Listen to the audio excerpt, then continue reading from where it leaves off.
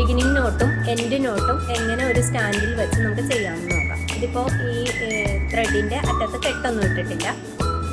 നമ്മൾ സൂചി കുത്തിപ്പൊക്കി എടുക്കുമ്പോൾ മുഴുവനായും പുറത്തേക്ക് എടുക്കാതെ കുറച്ച് ഇവിടെ വച്ചുകൊണ്ട് കുറച്ച് തുണിയൊന്ന് കുത്തി ഇങ്ങനെ ഒരു ചെയിൻ പോലെ കൊടുത്തു കഴിഞ്ഞാൽ അവിടെ ഒരു കെട്ടായി മാറും.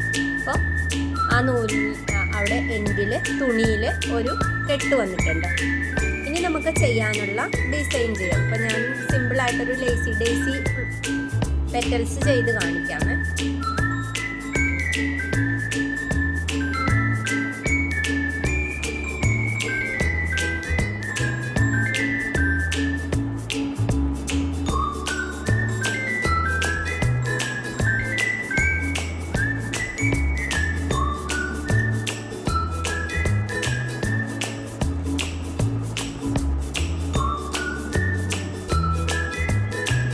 സിമ്പിൾ ഫ്ലവർ പോലെ ചെയ്തെടുത്തിട്ടുണ്ട്. ഇനി ഇതിന് നമുക്ക് കെട്ടിടാനായിട്ട് നമ്മൾ സൂചിയെ മുഴുവനായും താഴേക്ക് എടുത്തു. നമുക്ക് ഇവിടെയാണ് കെട്ടിടേണ്ടത്, അല്ലെങ്കിൽ സെൻറ്ററിൽ കൊണ്ടുവന്ന് കെട്ടിടാം. സെൻറ്ററിലാണ് നമ്മൾ കെട്ടിടേണ്ടതെങ്കിൽ സെൻറ്ററിലേക്ക് സൂചിയെ കൊണ്ടുവന്ന് സൂചി പൊക്കിയെടുക്കുന്ന സമയത്ത് താഴെ നൂല് ഇങ്ങനെ താഴെ നിൽക്കുന്നുണ്ടായിരിക്കണം. അതായത് ഇത് ക്ലോത്തുമായിട്ട് ടച്ച് ചെയ്ത നൂലും ഇത് നമ്മുടെ സൂചിയുമായി ടച്ച് ചെയ്ത നൂലും, ഇത് സൂചിയുമായിട്ട് ടച്ച് ചെയ്തതും ഇത് ക്ലോത്തുമായി ടച്ച് ചെയ്തിരിക്കും.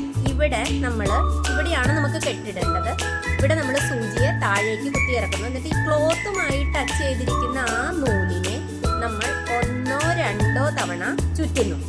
ചുറ്റിയതിന് ശേഷം സൂചിയെ മുഴുവനായും താഴേക്ക് വലിച്ചെടുത്ത് കഴിയുമ്പോൾ അവിടെ ഒരു കെട്ട് വീഴുന്നതായിരിക്കും. അപ്പം നമുക്ക് സിമ്പിളായിട്ട് സ്റ്റാൻഡ് ടേൺ ചെയ്യാതെ തന്നെ കെട്ടിടാൻ സാധിക്കും.